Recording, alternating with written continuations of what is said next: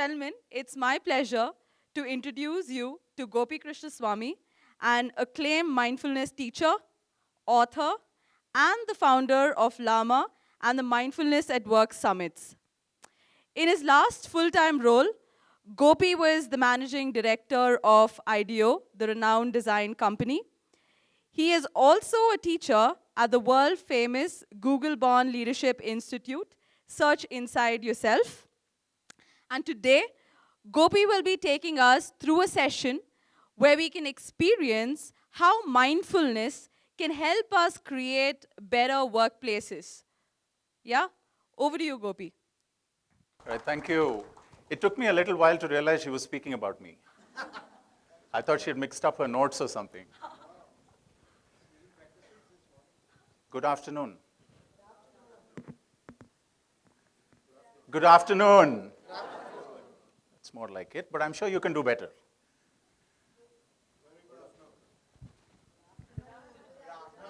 Come on. All right.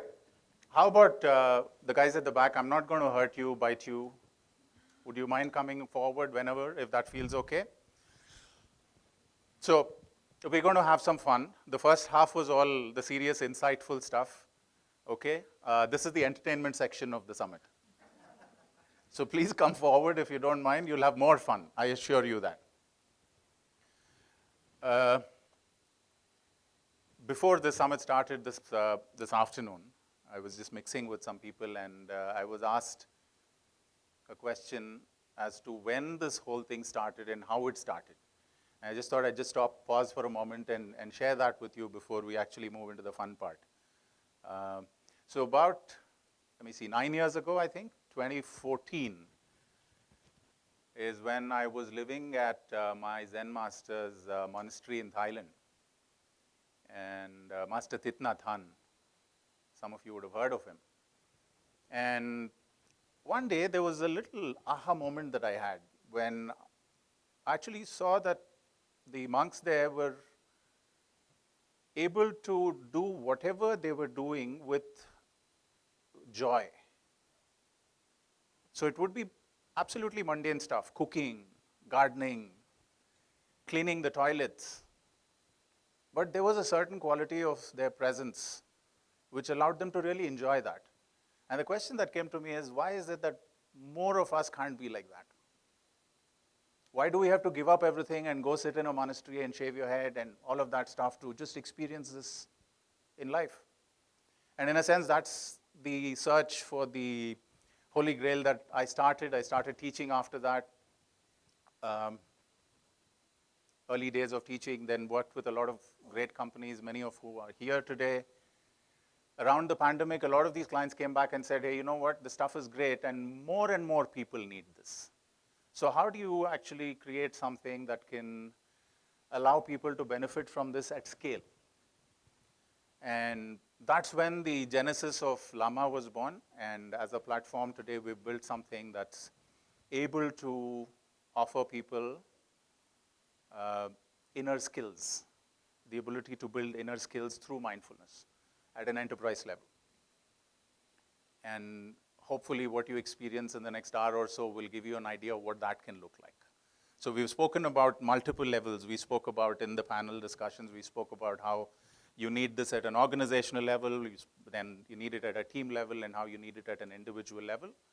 This is what we believe will create that transformation that the world needs today.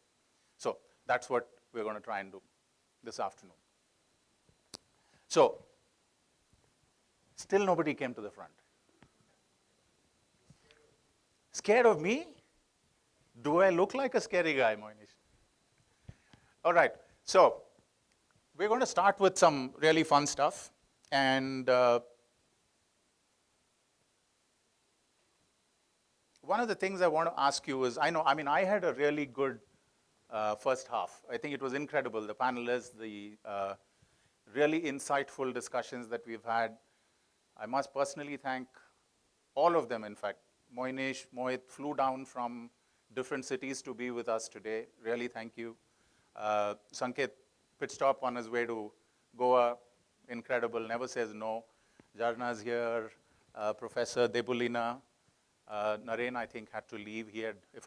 I think he said something about having dinner with the Chief Minister of Telangana or something like that today. So I said, yeah, that sounds more interesting than being with me, so you can go. But really, Pallavi, thank you everyone, all of you for being here and making this, truly incredible as a first half. As we start our time together, I want to start demystifying a few things.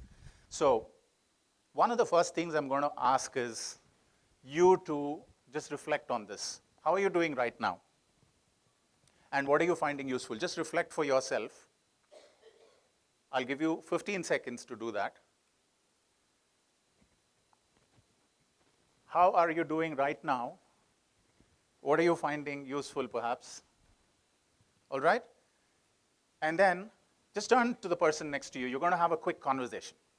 Just turn to whoever's sitting next to you. Just grab the person who's next to you. You're going to have a quick conversation. All right? If someone doesn't have someone next to them, raise your hand and we will find you somebody. All right. So here's how this is going to work. Just turn to the person next to you. Can we wait? People, that's exactly, I have not even said what you're going to do. People have started talking. Amazing. Amazing. Go for it. No, please continue. You don't need me. Go for it. I'll give you 2 minutes. All right. People, your time is up. I know, right? You just don't feel like stopping. But your time is up.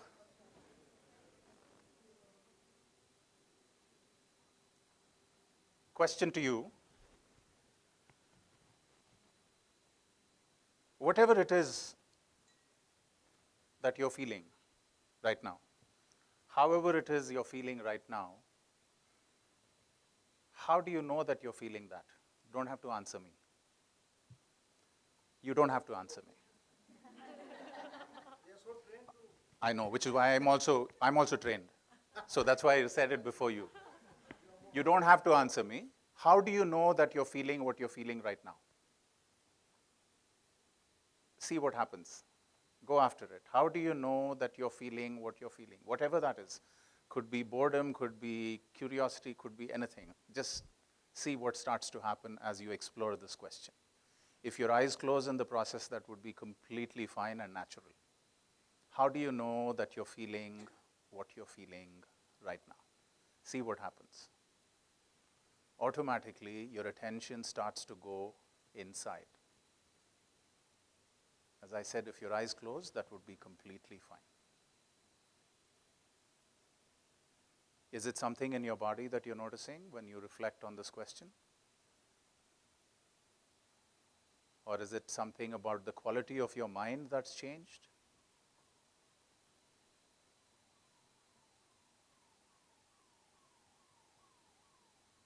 What is giving you the signal that you're feeling a certain way?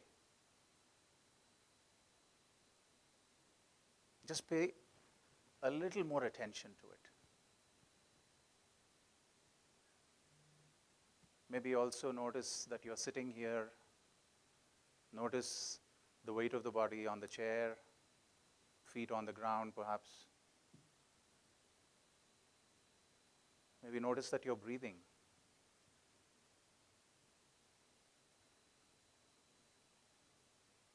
Can you notice the beginning of the in-breath, how it goes in, how it ends, how the out-breath begins, goes out, how it ends?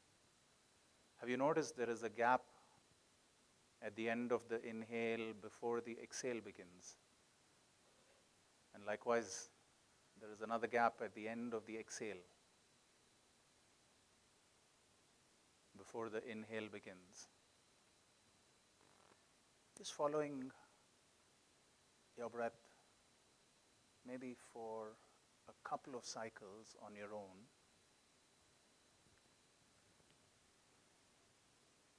And if your attention wanders, gently bringing it back to notice the breath, the body,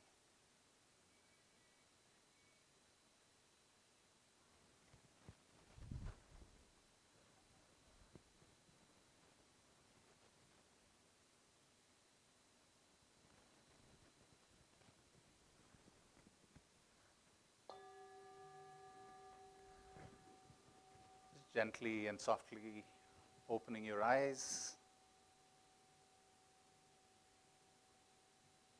Just checking on your neighbor to make sure they're awake.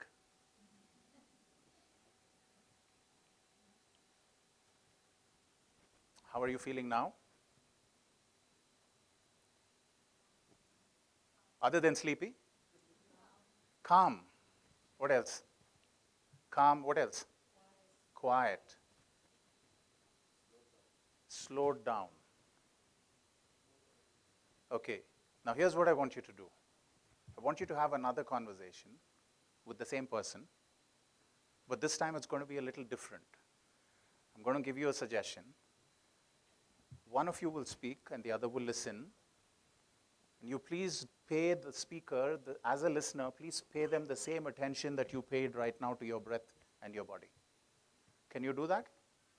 So no interrupting for a change, no looking at your phone, no thinking of what you're going to say when it's your turn, just complete listening, right? The person will have a minute, at the end of which I will ring the bell, don't worry about time, and then you will switch roles, and then person B speaks. Is this clear? If person A runs out of time, don't worry. But if person A runs out of stuff to say within their minute, B will not jump in. B will sit quiet and hold space till the bell rings. Clear? All right. What are you going to talk about? Just talk about a challenge that you're facing in your life, as simple or as complex as you want it to be. All right? Decide who's A and who's B. A, your time starts now.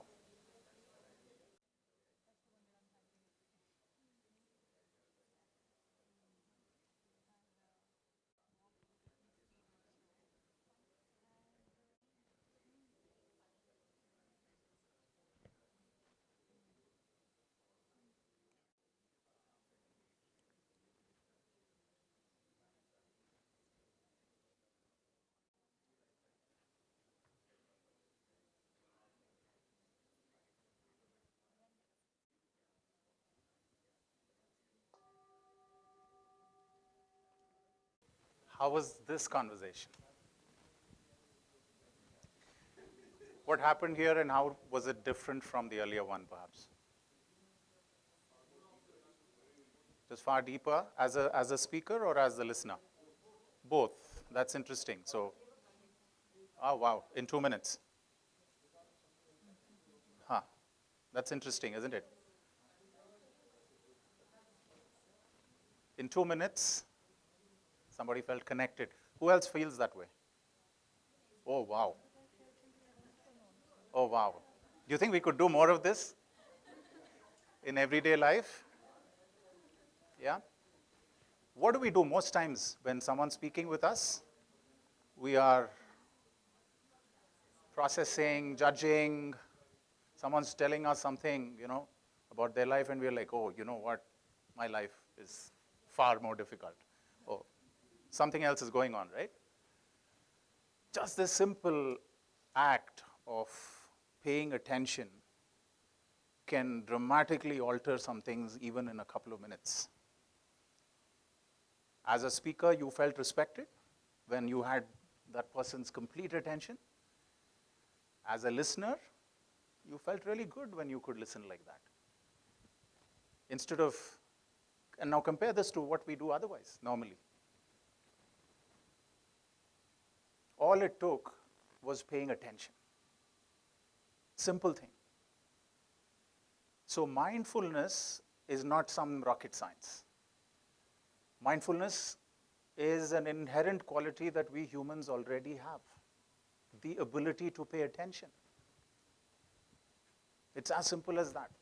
From the time we are born, there's this storehouse of consciousness, right? Every stimulus is going into that storehouse and sitting there.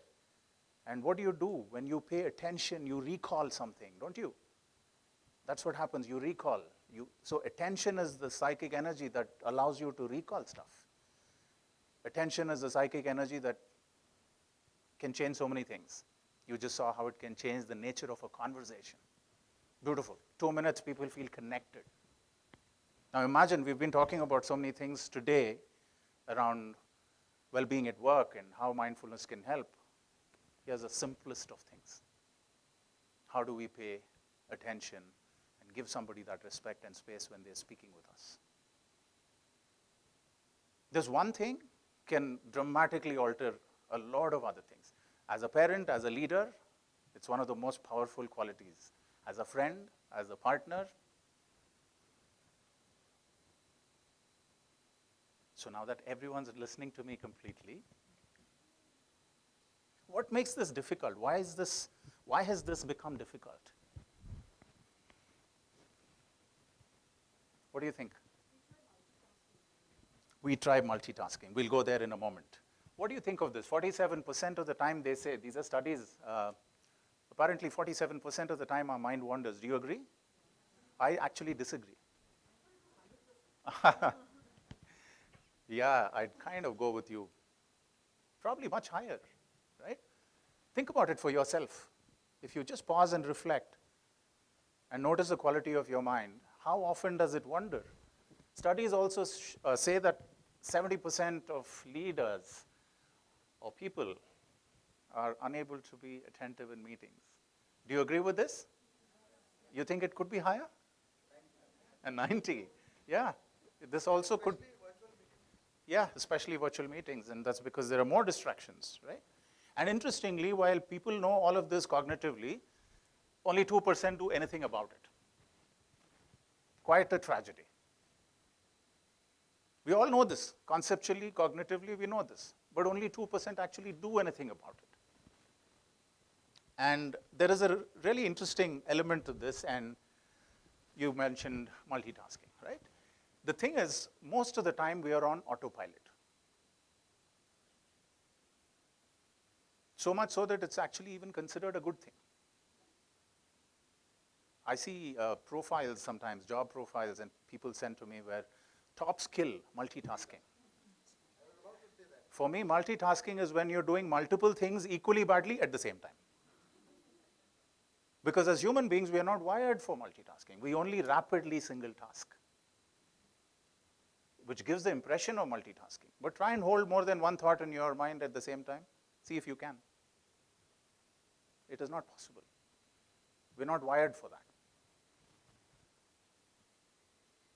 We're on autopilot most of the time. Take a typical day from your own life. What happens when you wake up in the morning? What's the first thing we do these days? Yeah, and I think many times during the day as well. And what happens every time you look at it, there's a certain thought process that gets kicked off. You go in to brush your teeth, you're already planning your day, breakfast, checking mail, getting ready. Try the social experiment. Ask people at lunchtime what they had for breakfast that day. People will say, they'll have to think for a moment before they tell you, because they would have been either reading the news or sending emails or preparing for the day, worse, driving. Extend the experiment. Ask people in the evening what they had for breakfast that morning. People say, wait a minute, did I have breakfast today? So we are on autopilot. And unfortunately, autopilot is actually sometimes considered a good thing. It becomes synonymous with multitasking also. Companies advocate multitasking because you're considered to be more efficient. Nothing could be further from the truth. You're actually doing a bad job of a number of things. And if this is the quality of mind that's taking decisions that impact our lives, lives of our teams, or lives of our organizations, What are some autopilot traits? Attention is in the past or the future. There are studies which say that we have, on an average, about, 70,000+ thoughts a day in 24 hours. Do you know how many seconds there are in 24 hours? 86,400. I did the math. So in 86,400 seconds, you have 70,000+ thoughts. And assuming you are sleeping for 7 hours or so, and assuming you're not thinking when you're asleep, what does that mean? More than a thought per second. Wow. Does that feel true for you right now? Now, the interesting thing is, most of these are either about the past or about the future. Very few are in the present. An even bigger tragedy is that many of them are repetitive. The same thought again and again and again, right? Oh, so-and-so said this to me. How can they say this to me? Right? These thoughts come and churn and trouble. And studies show that people are on 4 to 5 different platforms these days at the same time. Platform being whatever, you know what it is. Right? The World Health Organization says that 85% of all diseases are stress-related. Now, where is stress coming from? It's not out there in the supermarket. Stress is something we are producing in response to what is happening out there. Stress is our response to what is happening out there. And so is life. Life is not what is happening out there. Life is how you respond to what is happening out there. Now imagine this, you and I are standing on a, whatever, curbside, waiting for an Uber, and it suddenly starts to rain. I go like, oh shit, it's raining, I'm going to get wet, and my clothes are going to get spoiled, and in that moment, my life is miserable. On the other hand, you might say, oh wow, rain. Your life was beautiful in that moment. Same curbside, same pavement, same Uber, same rain, 2 different lives. So what this starts to tell us is that when we're, in the past or the future, when we're distracted, when we're less aware, when we're just acting on habit patterns and assumptions, there's a certain quality of our life. There's a certain quality of thinking. There's a certain quality of decision making.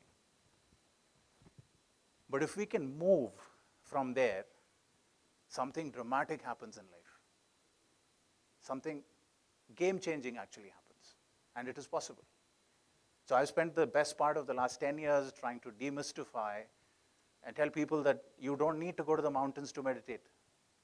You don't need to go and sit in a monastery like I did, or you don't need to stand on one leg, and you don't need to grow a long white beard, nothing of that sort.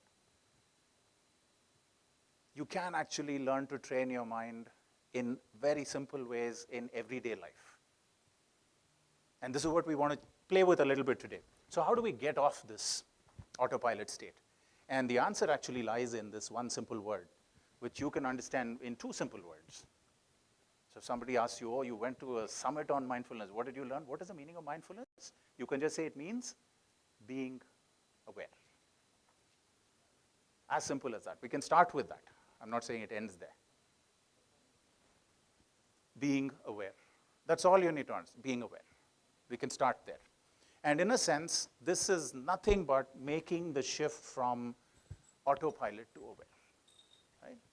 We discussed the autopilot state, where you wake up in the morning, you look at your phone, boom, boom, boom, brush, eat something, get into some vehicle, drive. If you're in Bangalore, you'll curse a few people or get cursed. And then you get to work, multitasking. Right? Before you know it, half the day is gone. Before you know it, the day is over. Many people need help to sleep, can't slow down, so then there's a drink or 2 or 4. And this is how life has become. How do we step out of this? Mindfulness actually is a very simple technique. And one of the reasons that it's, according to me at least, become really popular in the last some years is because there are 2 ways to practice this. There is the easy way, and there's the easier way. The easy way is when you get someone like me, let's say, to sit with you and train you a little bit. So it's like going to the gym. You have a personal trainer. He tells you how to lift the weights. You just do it, right? So that's the dedicated stuff. It's like going to the gym. But the beauty actually is in the integrated stuff. And this is where you actually don't need a trainer.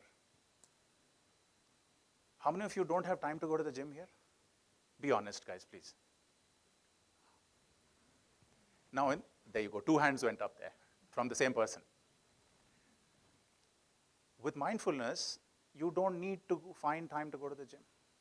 You don't need to go anywhere. And that's the beauty of the integrated practice. With the integrated stuff, you don't have to go anywhere. You don't need a trainer. You can do the same things that you're doing in normal life, but you just do them a little differently. You do them with awareness. So simple thing, if you were to pick your glass up and drink water now, you would know that you're picking it up, you would be able to taste the water, and you know you're putting it down. How many of us do that with that degree of awareness when we drink water? Don't. Just pick it up. We sometimes don't even know that we're doing it. Right? So this is the integrated practice. I think Naren spoke about brushing teeth. It's one of my favorite practices, actually, and one of my most powerful practices also. I think, if I'm not wrong, I've taught Naren that. How many of you take 2 minutes to brush your teeth?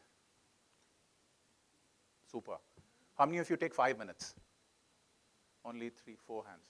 How many of you take 10? No hands. 1 hand. Preeti, right? I'm guessing you don't have to go to the dentist too often. I take more than 10 minutes, and my ritual is around picking up the toothbrush, looking at it first, looking at the bristles. I touch it, make sure they're pokey.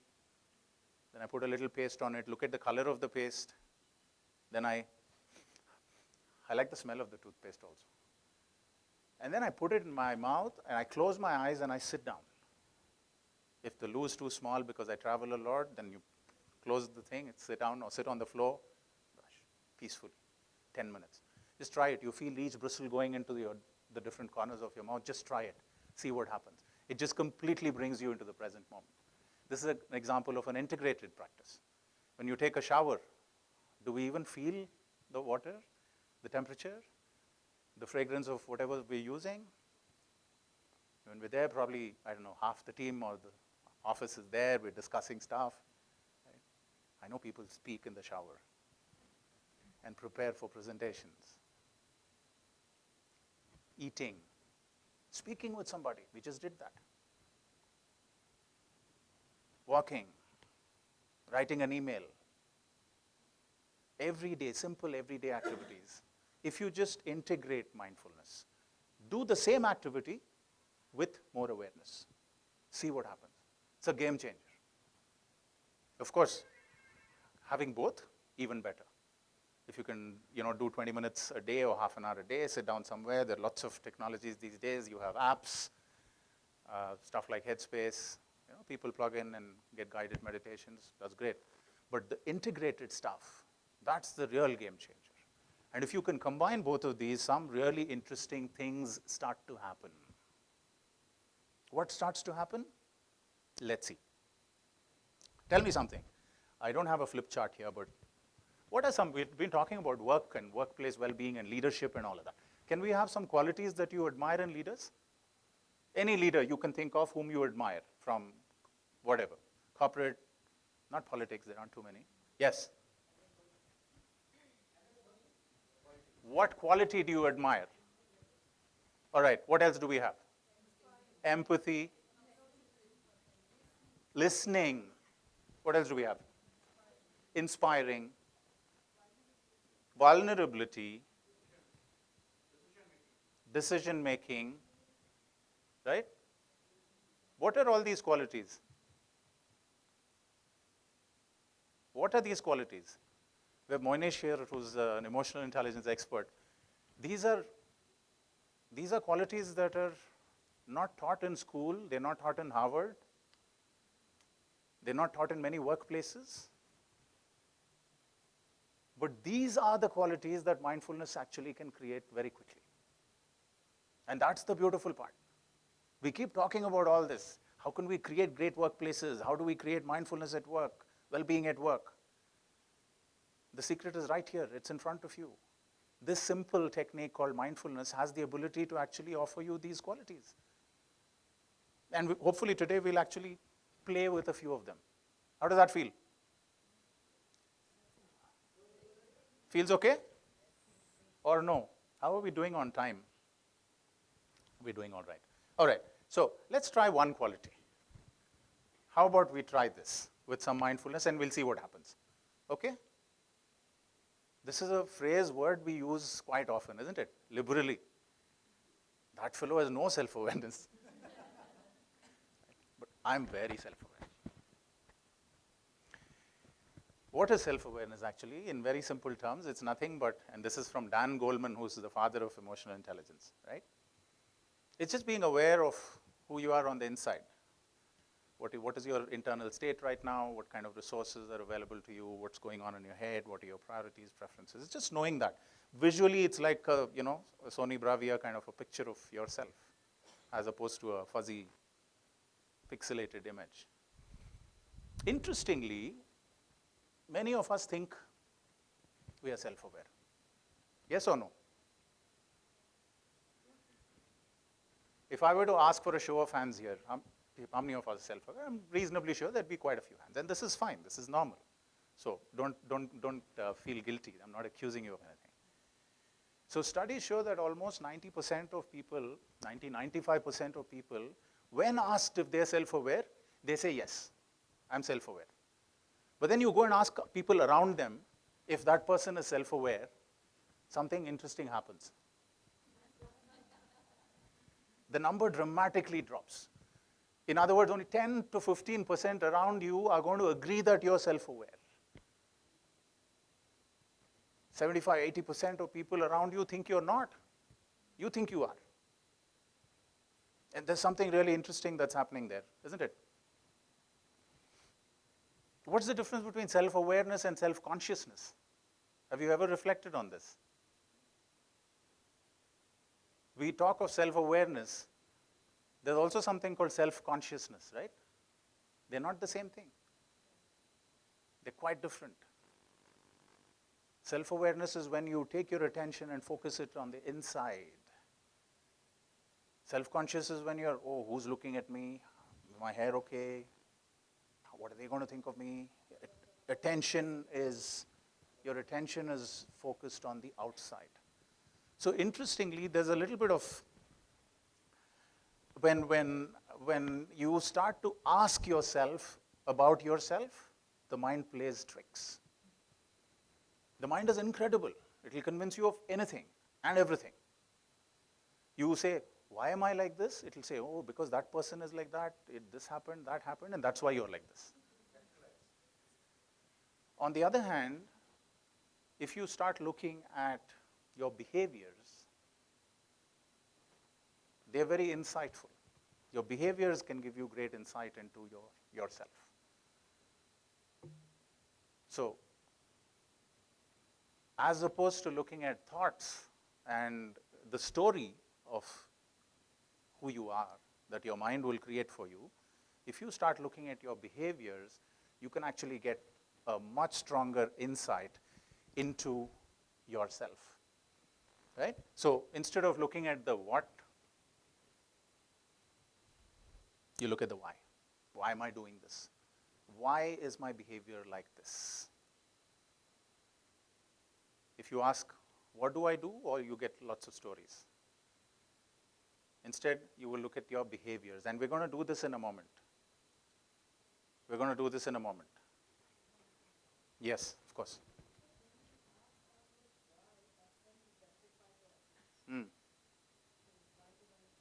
Oh, you're probably right. I think the words got mixed up here. Yeah, I think this is a new deck and it's just been swapped, right?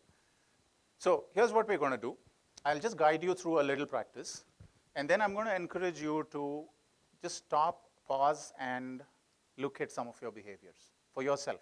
Don't worry, you won't have to share this with anybody. So that 10, 15% is not going to happen. You're safely in the 90% now. Does that sound okay? Yes, no, maybe? Yes. I know it's afternoon and mindfulness and meditation comes very naturally. But give me something to work with.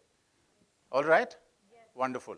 So how about you find a way to sit so that you won't fall asleep? Whatever that means for you. For me, it usually means sitting a little forward, not leaning back too much, not feeling too comfortable, because then I know I will fall asleep. So just seeing what that means for you, finding a way to sit that's alert and also relaxed.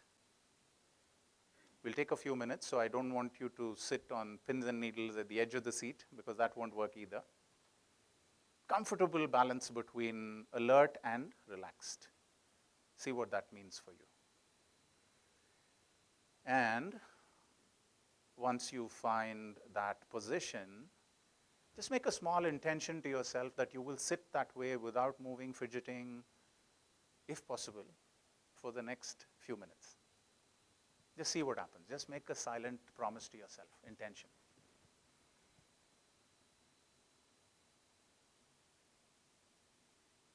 And just start by noticing that you're sitting. Start by noticing that you're sitting here. Notice the position of your body, feet on the ground, back straight if it is, or the way it is fine. Just taking your awareness to the body and noticing how you are sitting.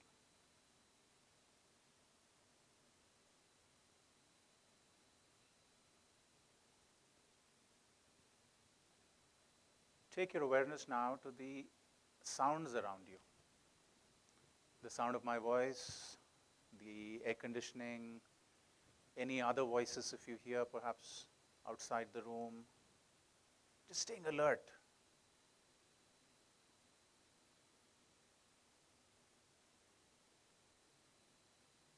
What is the next sound that comes to you?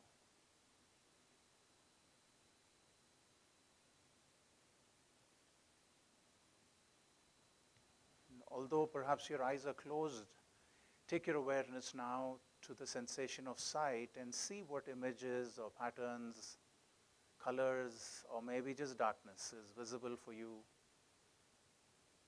in your eyelids with the eyes closed. Whatever it is, not trying to change anything, but just noticing.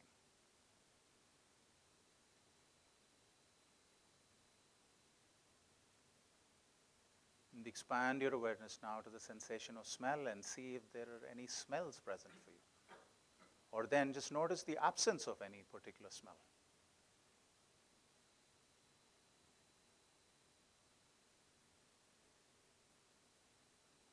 Moving on to the sensation of taste. Notice if any tastes are present for you. Coffee, tea, cookies, or simply notice the absence of any particular taste.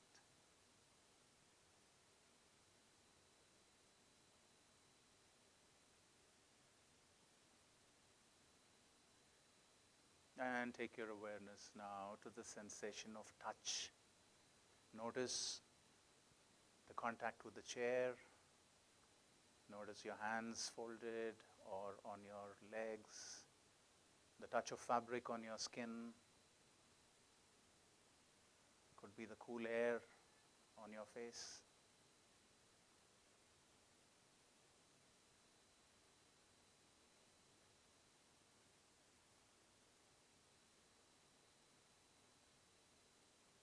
And then taking your awareness to your breath and noticing that you are still breathing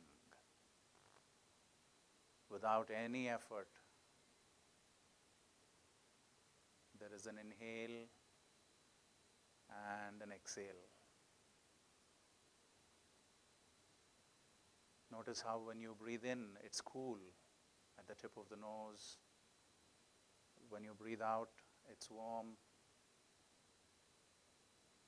Notice how when you breathe in, the belly rises. And when you breathe out, it falls. No effort required. You just have to watch.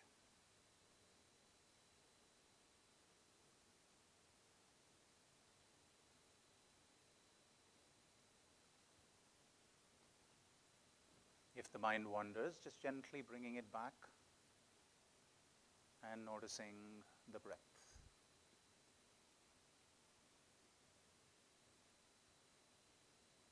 Right now,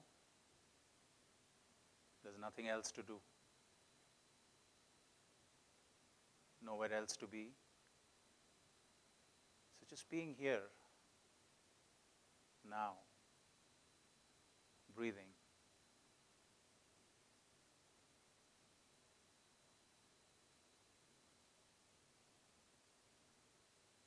Just resting in awareness.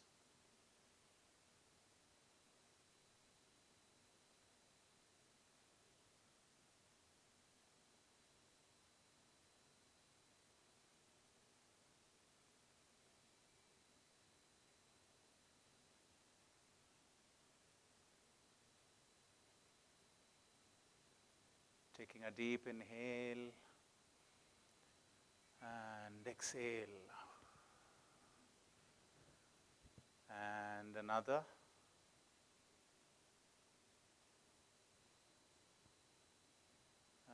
And one more.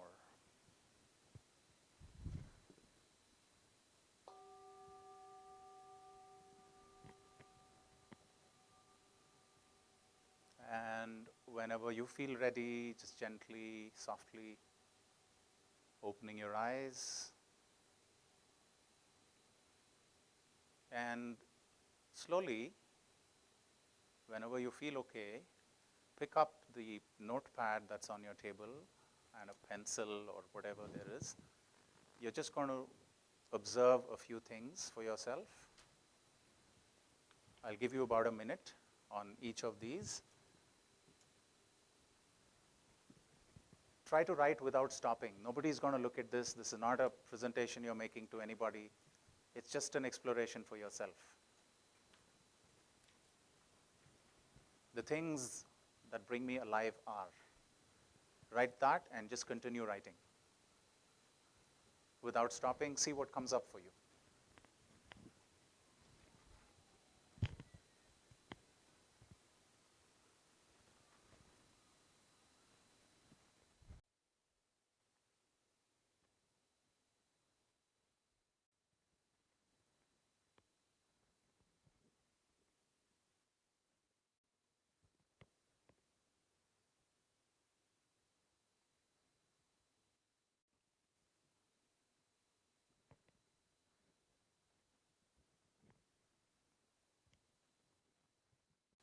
Don't worry, if you haven't finished, this is just the beginning. You can always continue. You can take the pad with you. You can continue later. Obviously, this is not something that we can completely discover in 10 minutes, is it? But what I'm hoping is here that you'll at least get a sense of what's possible. Because when the mind calms down, there is clarity. Whether it's about yourself or about other things, when the mind calms down, there is clarity. You remember the snow globe that we've all had as kids? Maybe some of us still have. You shake it and then there's a storm goes on inside. And then you leave it for some time and then it settles, right? This is exactly like that. Most of the time the storm is on and we're whipping it up further. But if we can just breathe for a bit and sit, it settles. And once it settles, there is clarity. Clarity leads to self-awareness. That's when that story that the monkey mind is telling you is, and you're able to see things with a certain amount of clarity. So calm, absolutely essential. Self-awareness is, of course, a much longer journey. But clearly you understand that it has some really powerful benefits, right? In the context of work, life, better decision making, better relationships, better leadership, better health, all of that.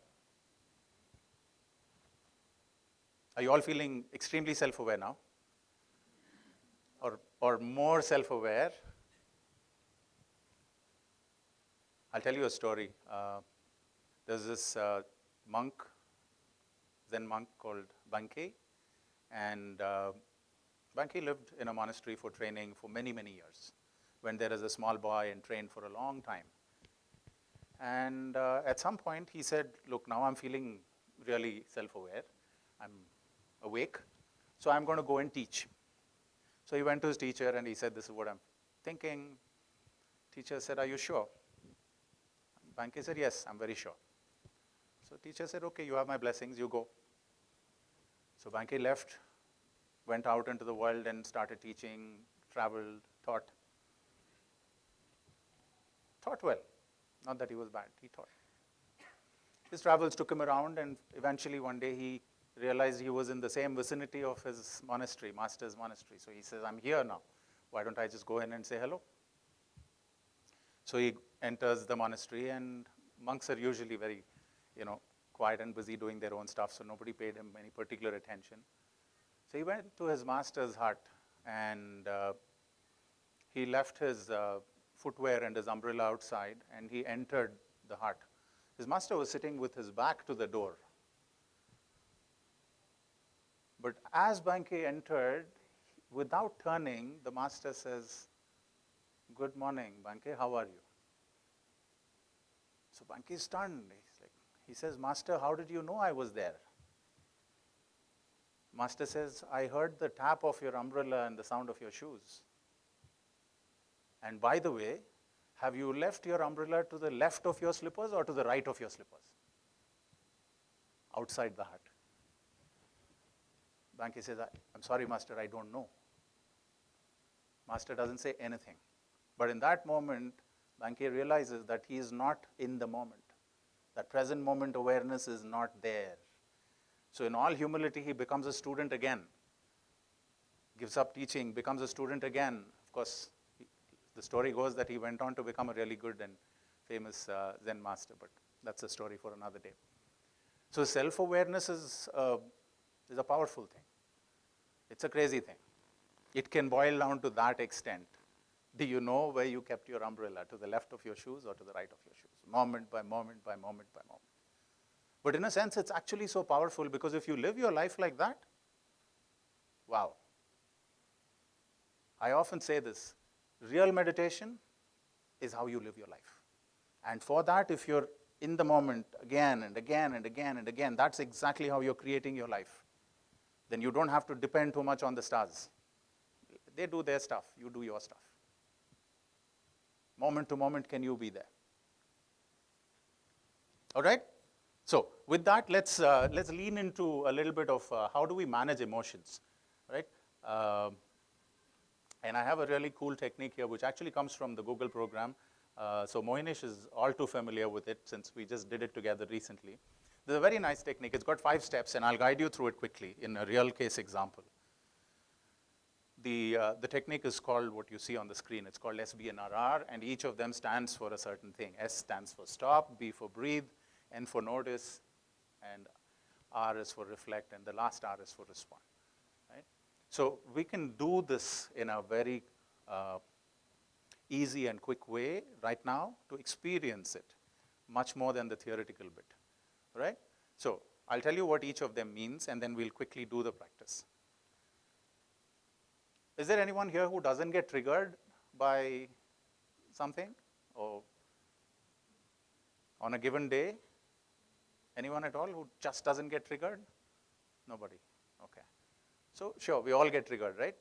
Somebody says or does something, upsets us. This is a super useful technique. So the technique says the first thing you do when you're triggered, when somebody says something or does something that pisses you off, the first thing you do is you stop. If you don't remember the other steps, I'm good with it. But can you just stop? Exactly. That's where it comes from, right? The old saying, when you're angry, count to 10. But it's okay. If you don't know how to count to 10, that's also fine. Can you just stop? And I really like the second step because you're anyway doing it. You're anyway doing it. But the chances are when somebody has said something that's pissed you off, you're breathing, right? Short and shallow. You want to punch them. So the second step really says breathe as in take a deep breath. That's what it means. And immediately something starts to happen. Because at a physiological level, when you breathe deeply, you're activating the vagus nerve. And that immediately gets the parasympathetic nervous system to kick in. Rest and relaxation hormones kick in immediately. So as opposed to cortisol and adrenaline, which you might be pumping when somebody says something, the moment you stop and breathe, oxytocin, serotonin, dopamine. Remember dope? That's where it comes from, dopamine. These hormones come in, which means you're immediately feeling better. Okay? So let's go for it. Example, I'd like you to think of an incident from your life where somebody said or did something that pissed you off. Possible? Easy peasy. If somebody doesn't have an incident, tell me. I'll give you one right now. Could be from your personal life, professional life, it doesn't matter. On a scale of 1 to 10, go for something around a 6, 5 to 6 maybe.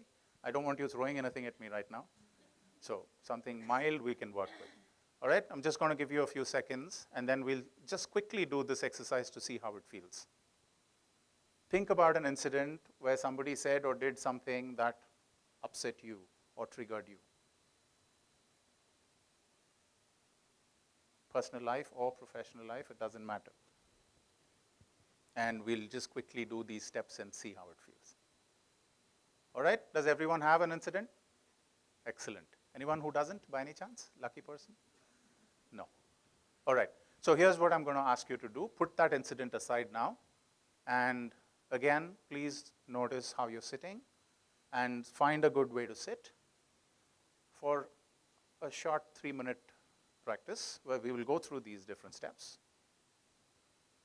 And once you sit again, can you make that intention that you will try not to move or fidget, and you will keep your attention on the process. Let's start with a couple of deep breaths. On the inhale, allowing your body to expand. And on the exhale, just giving the body permission to relax.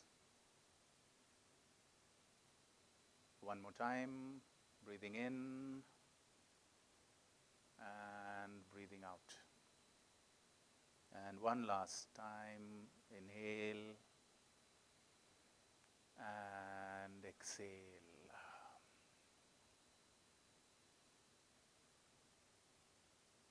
Breathing normally now, no extra effort.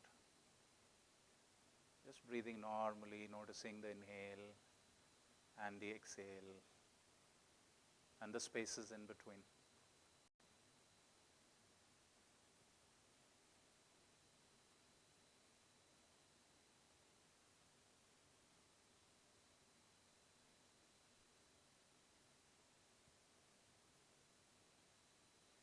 Now, just gently bring to mind the incident that you thought of and just allow it to play like a video in your mind's eye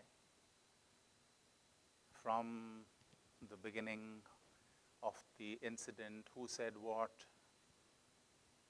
all the way up to your response. But at the time of your response, please press pause in your mind and notice your breath. Take your awareness to your breath now. Notice that you're breathing.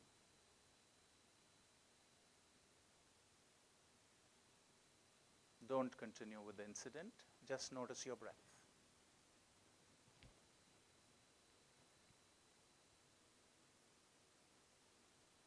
Now, allow the video to play again from the beginning. And this time, just when it comes to the point where you reacted, again press pause. But this time, notice your body.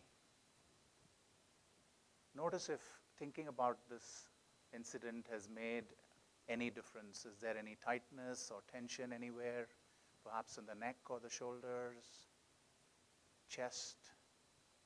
Just noticing, not trying to change anything.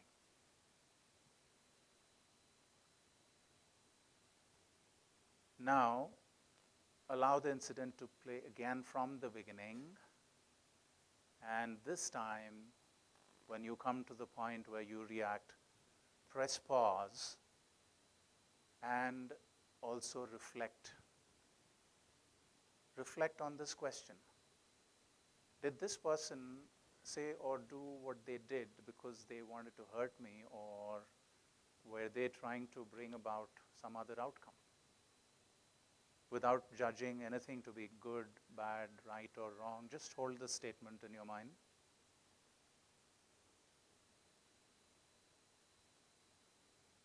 And notice what reflections come up for you.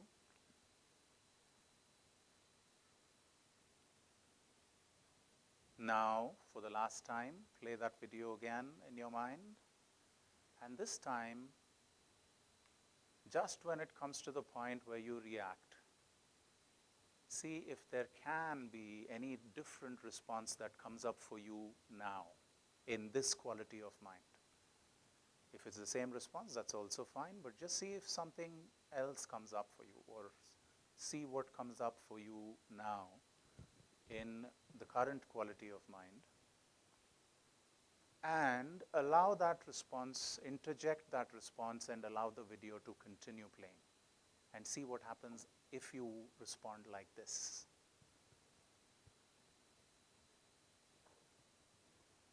Is the outcome the same? Has it changed?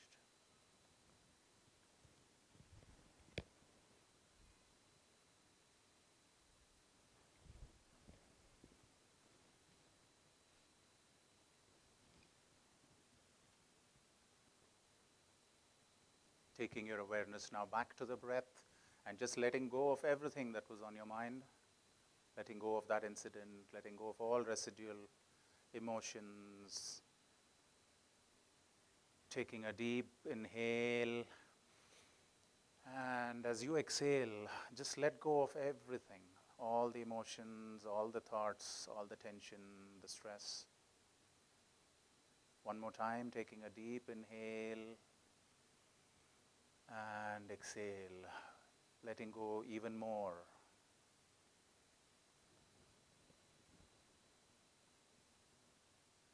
And one last time, taking a deep inhale and exhale.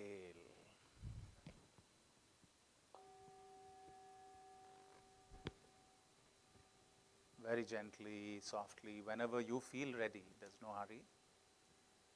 Gently open your eyes, stretching or moving if you wish to.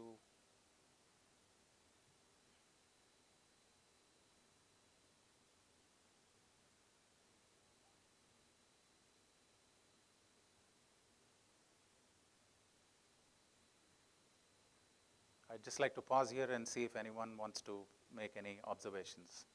Did anything, did any insight come up for you, or how are you feeling right now? What happened? Anybody? One or two very quick comment before we move on. Yeah, go for it. Stupid to be reactive in the first place. Wow. Wow, wow, wow. Anyone else who felt the same way? Yeah, that you needn't have reacted like that in the first place. Mohit, can we have the mic here for Mohit, please? So by reacting the way I reacted, I gave my personal power away that Wow, I could have kept with myself. wow, beautiful, beautiful. So by reacting that way, you gave your personal power away, right? Here, I think we have. It felt as if that video slowed down and eventually it went away. Mm-hmm. The video slowed down and eventually just went away.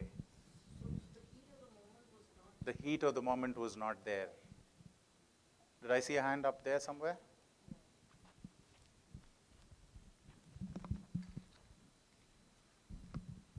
The first phase, the video was there, but after that, the mind was wandering, not able to get to the back, to the Oh, I frame. see. Okay. The frame was Okay. like moving on. Oh, I see. Okay. Yeah, sure. I can understand that. That can also happen. The mind can wander. Yeah. There's something really interesting here. I just dip into a little bit of neuroscience just to back up what happened, just so that you know I'm not pulling a fast one on you. Most times when we are in normal states, we are operating in a certain state of electromagnetic activity in the brain. That's called beta. It corresponds with 18 to 24 cycles per second approximately. That's the activity level of the brain when we're in normal states. Then there is alpha, which is roughly 8 to 16, and that's the light state that you're probably in now. Calm, relaxed, slightly meditative, could even be light sleep for some. Then there's theta, which is 4 to 8, which is sleep, proper sleep. There's delta, which is 0 to 4, which is really deep sleep. There's no less than 0, you'd be brain dead. And interestingly, there is a state of gamma, which is 40 cycles per second, and gamma is the moment of an insight. You remember when you get that aha idea, the brain registers a blip, and that's gamma. Now, very interestingly, they found that for seasoned meditators with over, say, 10,000 hours of lifetime experience, they're able to hold gamma states for more than a blip. which means that they're able to exist in that insightful state for slightly longer periods of time. Can you imagine what the world would look like if you're able to be in that state? What problems could look like? Right? As they say, the problem isn't a problem until you make it a problem. But imagine if you're in that state. So here's the takeaway, I think. Gamma comes out of, most times, alpha. Alpha is a state that is really conducive to that insight. So mindfulness, meditation, light sleep. When do you get your bright ideas, aha moments? Have you noticed? Early morning, or when you're in the shower, or you're taking a walk, right? There's supposed to be a shaving moment for us clean-shaven, when you carefully shave, otherwise you'll nick yourself. So that moment also creates an aha. So that's the quality of mind. And these simple practices can easily allow you to toggle this. So when we speak of innovation, when we speak of creativity, productivity, all of this, the ability to manage your mind becomes fundamental. Even in an organizational context, we're talking about, oh, be creative, be innovative. How? Like this? No. That's not how it works. Having worked with one of the most creative companies in the world, I can tell you this. The amount of time that we used to spend on just making people feel a certain state is not funny. There's a lot of effort that goes into that, because that is where great ideas come from. We have a wonderful artist sitting right there at the back who knows this all too well. He was a shy guy. He didn't want me to say this, but the guy who was at the registration counter, our dear friend Abhi, is an artist who does this frequently, goes into meditative states and produces art. And this is established across science, across art, across music, across business, any profession you look at. This quality of mind can produce ahas regularly. All right? So let's dive into our last little bit.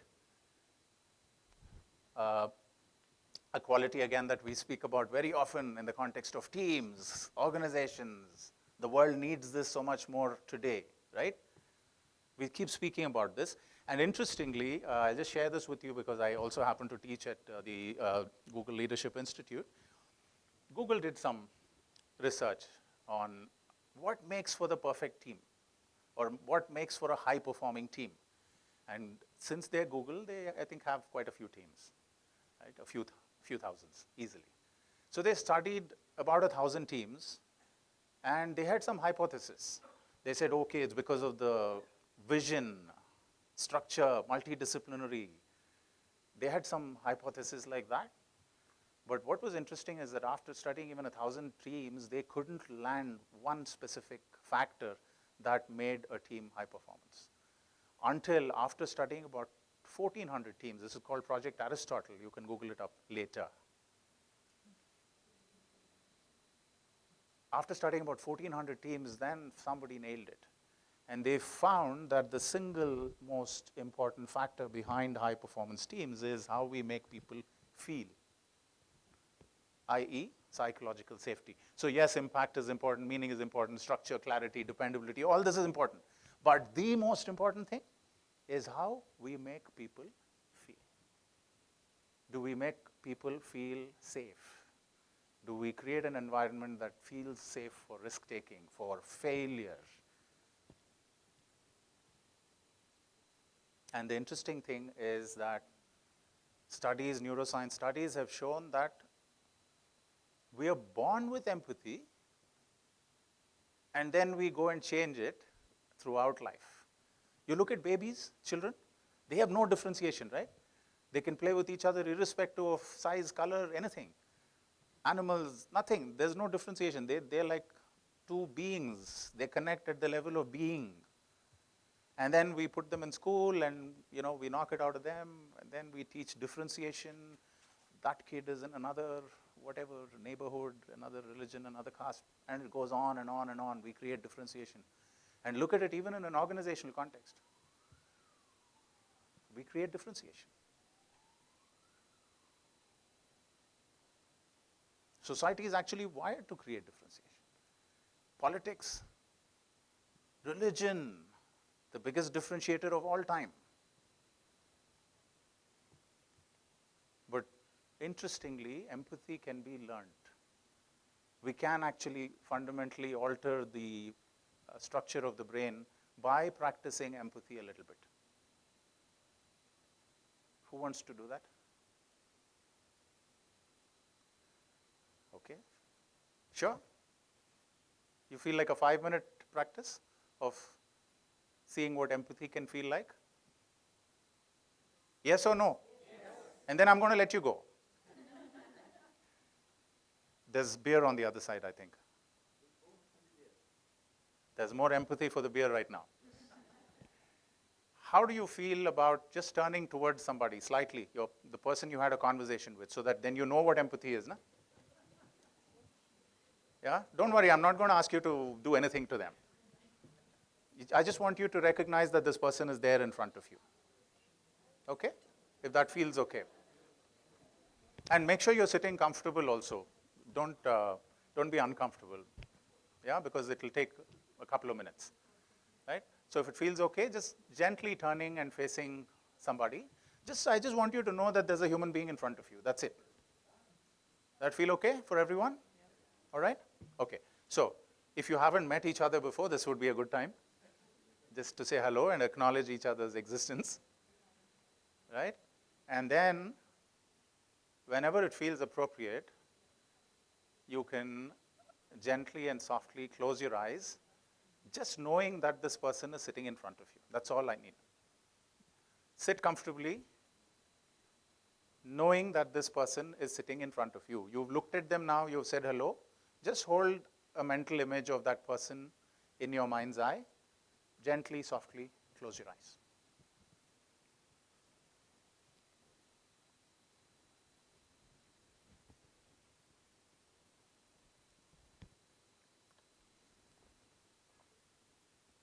Let's take a few deep breaths together, shall we?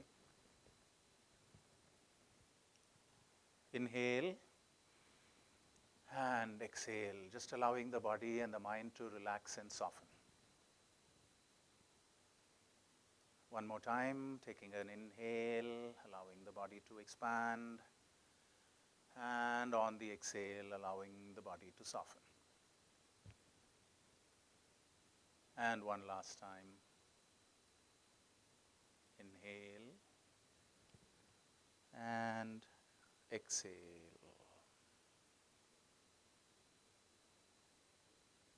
Breathing normally now.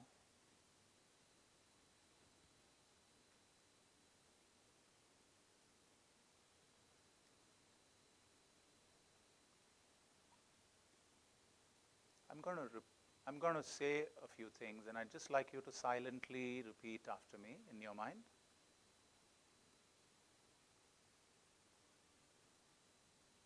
I become aware that there is a person in front of me.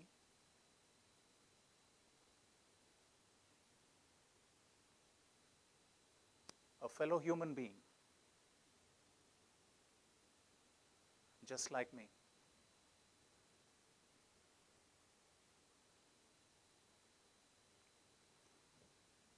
You could briefly look at your partner now if you wish to, and then close your eyes again.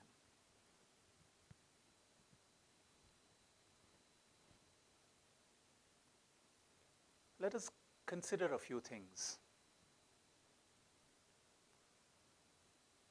This person in front of me has a body and a mind,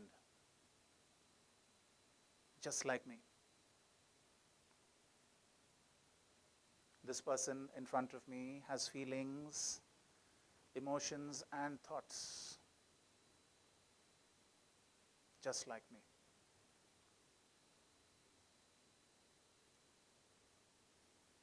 This person in front of me has at some point in their life been sad, disappointed, angry, hurt, confused, just like me. This person in front of me has in their life experienced physical and emotional pain and suffering, just like me.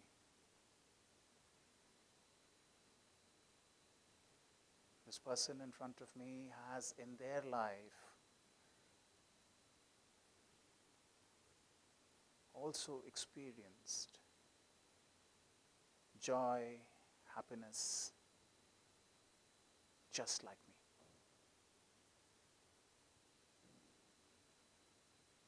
This person in front of me wishes to be free from suffering, free from pain, just like me. This person in front of me wishes to be healthy, loved, and have wonderful relationships, just like me.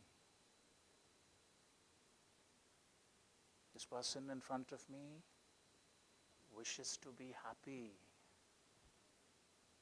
just like me. Now, let's allow some wishes to arise. I wish for this person in front of me to have the strength and the resources to navigate life. I wish for this person in front of me to be free from pain and suffering. I really, really wish for this person in front of me to be happy, because this person is a fellow human being, just like me. Again, if you wish, you could look at your partner briefly and then close your eyes again.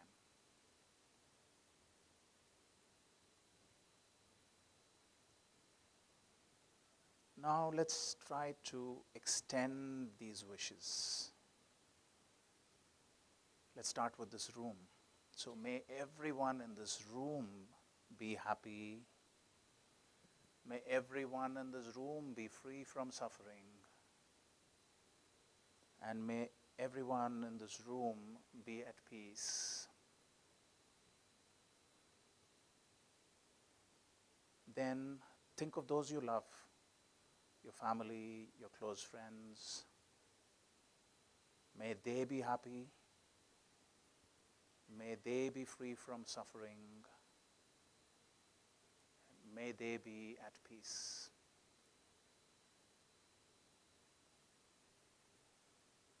And let's try now extending these wishes even further. Other friends, colleagues, extended family. May they be happy. May they be free from suffering. May they be at peace. And now, let's see what it would be like to extend these wishes to everyone, all of humanity. May everyone be happy. May everyone be free from suffering. And may everyone be at peace.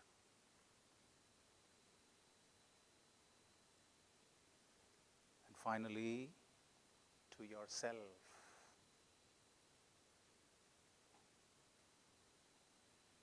May I be happy. May I be free from suffering. And may I be at peace.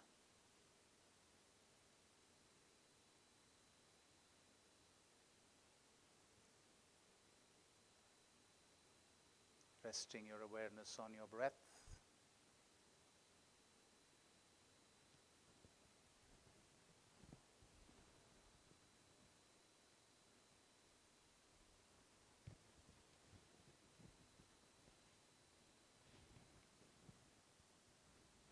Noticing the inhale and the exhale.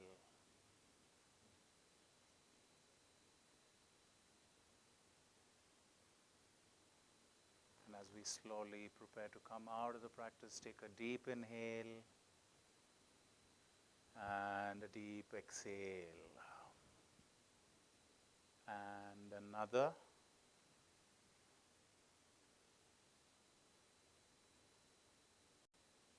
And one more.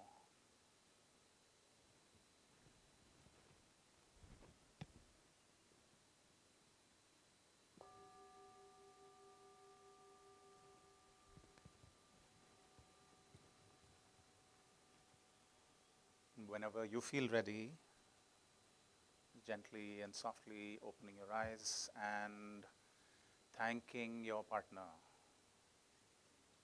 in whatever way you wish to.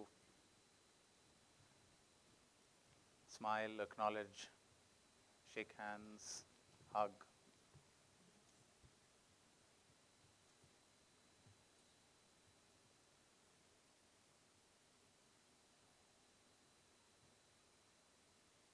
How are you doing?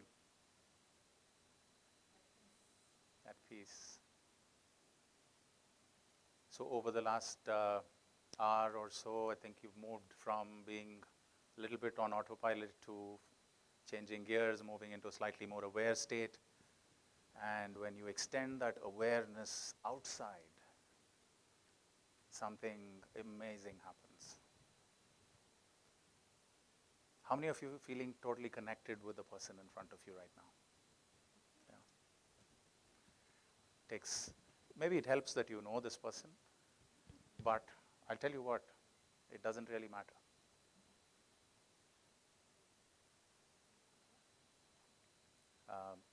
I also teach these little micro practices, right? You won't have me all the time guiding you through this. So what's the micro practice version of this? And it's one of my favorites. I think Moinish knows this because I just spoke about it some days ago. It's an under the radar practice, which means nobody knows that I'm doing it. So when I travel, airports especially are a great place to do this. And sometimes what happens is a lot of travel and there's a lot of teaching as well. And it never fails. I could teach for 2 days and travel that night and teach the next day somewhere else.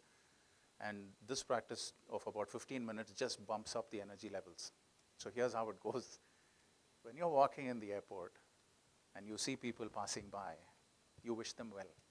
Not that you go call them and wish them well, silently in your heart and in your mind. Right? You don't even have to make eye contact because that might be awkward in some places.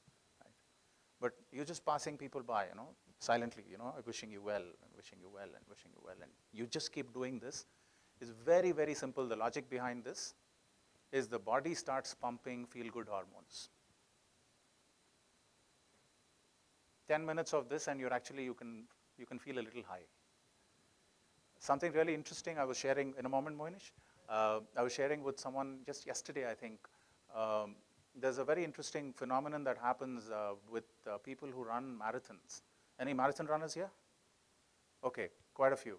So when you're struggling, when you're tired, when you feel like quitting, what do? Vinayak?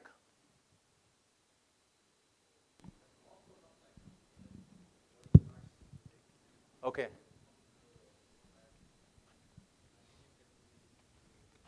Okay. Well, apparently there's another interesting technique you might want to try sometime, which is you encourage somebody who's struggling. And when you encourage other people, you wish well for them, you're like, come on, you can do it, I'm with you. You feel lighter and you actually start running again. I found this absolutely fascinating. It speaks to exactly what we're doing now, right? Wishing well for people, connecting with them, wishing well for people. Just try it in your own ways. This is integrated practice, like I said. You don't need to go sit somewhere, eyes closed in front of somebody. Don't try it with your spouse for sure. But try it somewhere else, see how it works. Moinish, please. No, I was just sharing that the airport practice, I've been trying to do that quite often, and it is amazing by way of how the whole energy changes for me. And I've had one specific moment where I was not feeling my best, but I did this, and literally in 10 minutes I was in a very different mindset. So yeah, Wow. basically agreeing with you, my experience. Beautiful, yeah. And the science behind this is very simple, from autopilot to aware and connected. And with that, I think we're at the formal end. I've kept you a few minutes behind schedule. So Thank you for your patience. Um, it's been an absolute pleasure. I'm happy to have questions and have you ask or share anything for the next little bit. So if you raise your hand, then we'll help you with. But if everybody is too stunned to speak, then I'll understand that. Yes, we have a few hands here. Microphone coming up. Gopi, one of the things that I observe, and just I may be wrong, I mean, just my assessment is that many of us, there's a time and a place when we are ready to embrace these practices, right? I mean, when we are significantly younger, if somebody told us to sit and meditate or watch our breath, then we're just in too much of a hurry. I feel that this is something which is really relevant and probably even more useful if we could, internalize this a little earlier in our lives. We have a few of these courses running at IIM, but the appetite for this is very low. So, is there something that you think, in all your experience in coaching different cohorts, that somewhere this could, I mean, the value of this is something that people are likely to appreciate over that practice, right? Right. But then, there is this whole era of instant gratification that maybe, younger cohorts look for. Yep. I mean, how do we sort of match that paradox of what they really need? They really need it more than anything else, especially in today's era and date. How do you get the younger cohort on board? That's a great question. Thank you for asking. Is more required to be taught when you're young, because obviously mind is more impressionable, and if this were to be taught at that age and stage, then it becomes a part of your life. And we all know that as adults, we find it harder to learn some things, right? So absolutely couldn't agree with you more that this should ideally be taught at an early age. And it is fortunately being implemented. There are schools which have started teaching mindfulness and contemplative practices to kids. There's some very interesting examples of schools in the UK who've done this and who've seen their detention rates really drop because kids are just behaving so much better.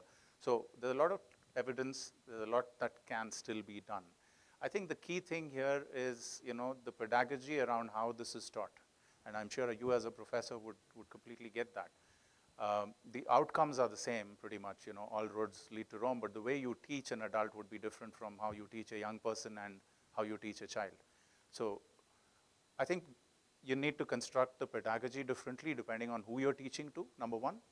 And secondly, what happens is most times people give this up without giving it a chance. Instant gratification, right? I sat and I took, a few breaths and it didn't work for me. So it speaks to a certain amount of habit formation that needs to happen. And in a sense, that's really what we're trying to address with Lama by using technology and aid that habit formation. So for example, meeting people where they are in their life, in their work. For example, if you were to have, let's say, a few minutes between meetings, you could take a guided, practice in that space to help you prepare and feel more grounded for the next meeting. And as people start to see evidence of this, I think there's more momentum that gets built, right? People don't give it enough of a chance, give up too soon, but then if you're able to show them that with practice, there is a difference, here are some, observations, analytic, whatever you want to call it, and then they start to see the results themselves, then it starts to snowball beyond that. In my experience, this is how I've seen it, and I'd be happy to have responses. Maybe Rakesh, if you want to, or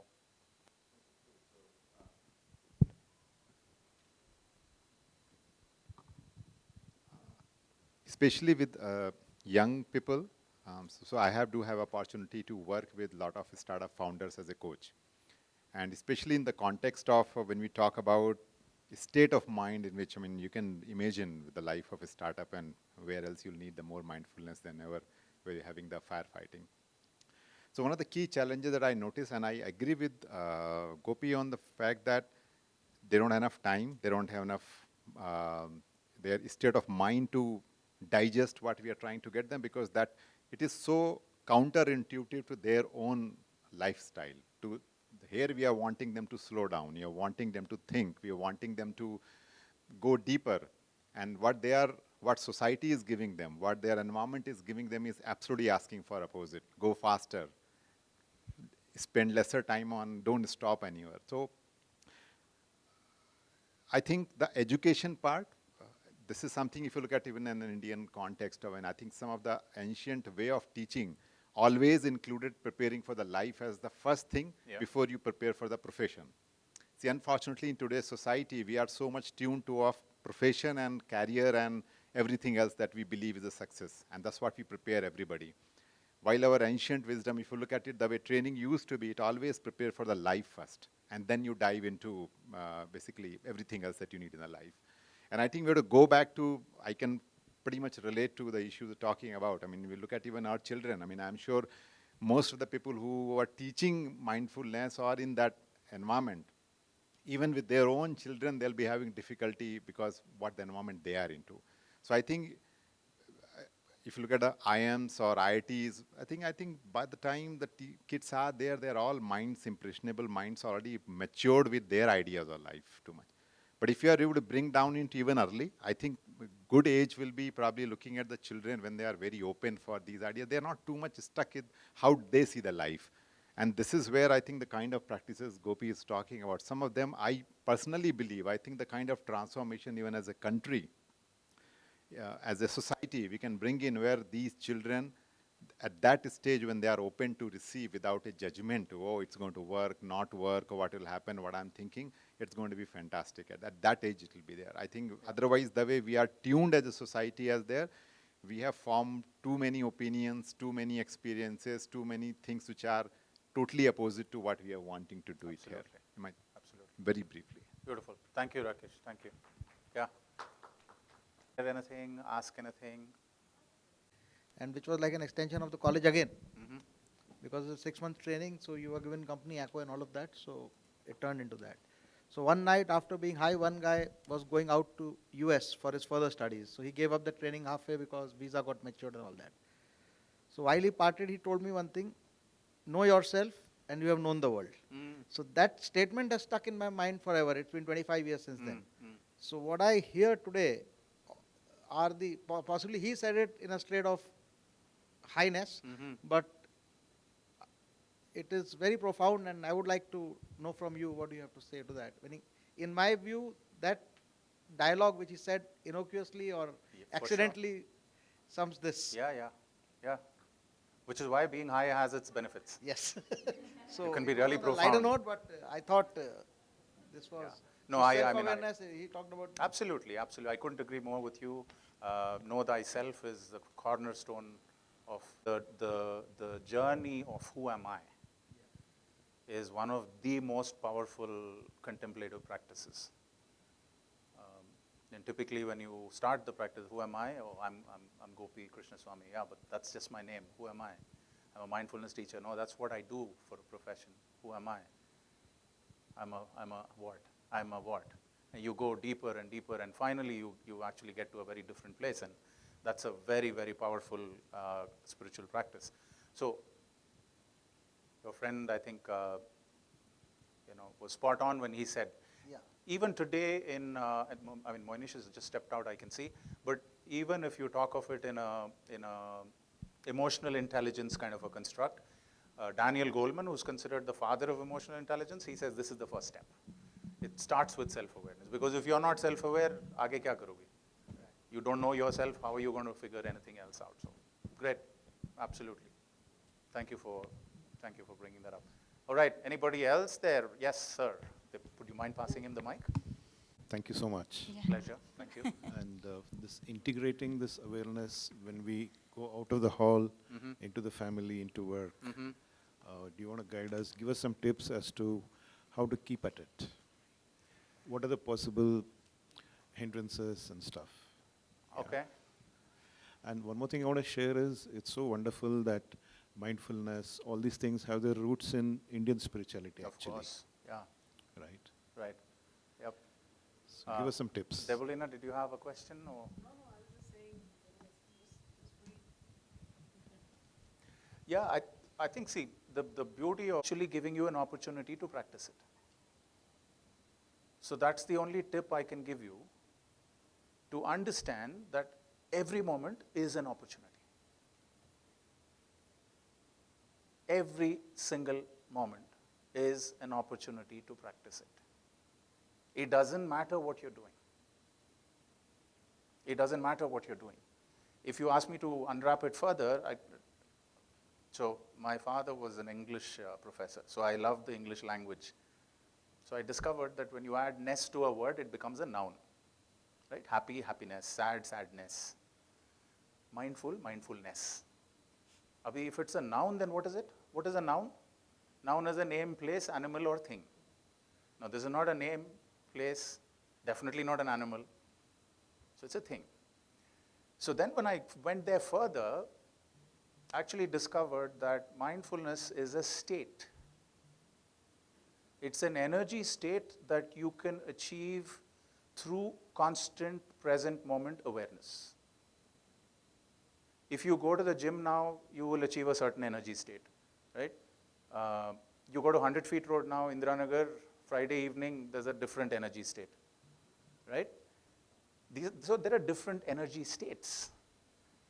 Mindfulness is the energy state that you can create through constant present moment awareness. It's an aliveness, it's a buzz. So, back to your question, every moment gives you an opportunity. So it doesn't matter whether you're cleaning the car or you're talking with somebody, eating, walking. Just one more thing to add. Usually we know three states of being. One is you're awake, or you're sleeping, or you're dreaming. Is this mindfulness beyond the three or integrated with the three? Is it I think this is a state where you're really awake. Okay, so this is a fourth state. I don't know about 3 or 4, Okay. but I would say this is a state where you're really awake. That other awake state that you're talking about, I'm not sure how awake you are. You're on autopilot. Right. You're not asleep, therefore you're calling it awake. Right. But actually, are you really awake? In the sense of aware? Right. That's a separate question. I understand. Lovely. Thank you for asking. I have a question. Where did that come from? Yeah, there you are. Open, open to experience, open to even explore this self-awareness stuff. So in your experience, have you come across people who just don't want to be there? Because as a psychologist, I have seen people who say, self-introspection or just self-awareness would probably bring up things that they are uncomfortable with. Right. And they don't want to go there. Right. So would you just then say, you can only take the horse to the water and not make it drink? Would you leave it there? Or how do you tackle this? Because because you're an empathetic person, you know that this can help them. So, and then of course you can't force them to do things. So Right. How have you dealt with such experiences, if I may ask? That's a great question, and it's I'm a diehard optimist, and I'm not a psychologist. So I didn't mean it that way, but I think if you stick at it long enough, it can work. And many a time, what I see is, if you actually, stop. I mean, I'm sure you meant this also in a professional context, but I'm saying more in a non-professional context. If you're able to embody and you're able to show that it's possible, people can relate to that much more than telling them what to do, right? It's like we say about children, right? Children don't do what you tell them to do. They do what you do. And I think it's not very different in many adult contexts as well. So just that. There are multiple levers, of course. And I think sometimes it's good to take a mind that's not ready to learn into a very different context altogether. And there can be an aha over there. And I think that's one of the beauties of practices or philosophies like Zen, right? Where you just create those moments. And then there's no teaching that's required because it's purely experiential. Right? So there was a king who was like very hard in his head. And he said, I want to know what is heaven and what is hell. And a lot of people came and gave him answers. So heaven is where you go when you do a lot of good things. Hell is where you go when you do a lot of bad things. He wasn't happy. There was a Brahmin guy who came and said, you feed 100 Brahmins and give them bags of gold, you go to heaven. He tried all of that and he wasn't happy. Eventually, he goes to a Zen master he has heard about, who's supposed to be very wise. And he enters, the master is busy doing something. So he continues doing that without paying attention to the king. So the king gets really upset. And he says, do you know who I am? So the master says, you're a fool. King gets really wild. And he draws his sword out and gets ready to chop off the master's head. And the master says, look, this is hell. He creates that experiential aha in that moment for a hard-headed king, arrogant, hard-headed king, to realize something. So the king is so ashamed in that moment because he realizes, he sees that. He falls at the master's feet and the master says, this, my king, is heaven. So you can, in that moment, you can just create it like that. Of course, like I said, there are other levers. He spoke of one. Get that person a drink and see if that does something. Wonderful. Thank you for asking that. Right. Do we have any further questions, thoughts, sharing? Anyone else would like to? Otherwise, I think I should say a few things and we can head into more interesting stuff. So no. So I have to thank a few people. So without making a mess of it, I made a note of it. Right. First of all, I'd really like to thank all our panelists. Incredible. Thank you so much from the bottom of my heart. Right.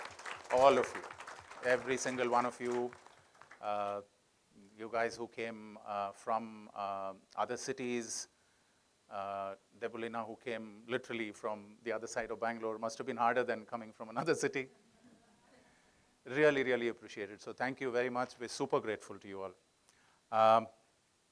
Sanket, unfortunately, not here. Naren's not here, but yeah, I will convey my thanks to them as well. Bhavna, where are you? There you go. Take a bow. Bhavna, thank you so much for all the effort that went into it. Thank you all for coming. Right, you've been amazing. So please give it up for yourselves. I don't know if anyone from Grand Mercure is here, but if not, thank you, Grand Mercure, for hosting us. I want to thank Abhi at the end there. Abhi is an artist, good friend. Stand up, Abhi, take a bow. He helped with the outside with the registration and stuff like that. We're still a lean team, so we survive on love that comes from people like Abhi. And then last but not the least, I'd like to thank the Lama team. So here they are. And can you all come this side, please? So walking up here is Krishan, who's the co-founder at Lama. Yeah. Krishan's probably half my age, but we make a wonderful team. I have Srinivas here. Srinivas takes good care of community operations, all of that stuff. Aishwarya, would you mind standing up? This is a tech genius that we have, who's building out our tech platform. And we have Nusa here, who takes care of marketing. Yeah. So thank you very much, guys. One of us is not here, Kalyani, who's in Dubai, but yes, with us in spirit. But thank you very much, and without them, this would not have been possible. We intend to do this across 15 cities over the next 18 months. So stay tuned, and we'll keep you posted, and keep your wishes coming. Right? Enjoy the other stuff, whatever happens on the other side of this session. I'm sure that will be fun too. And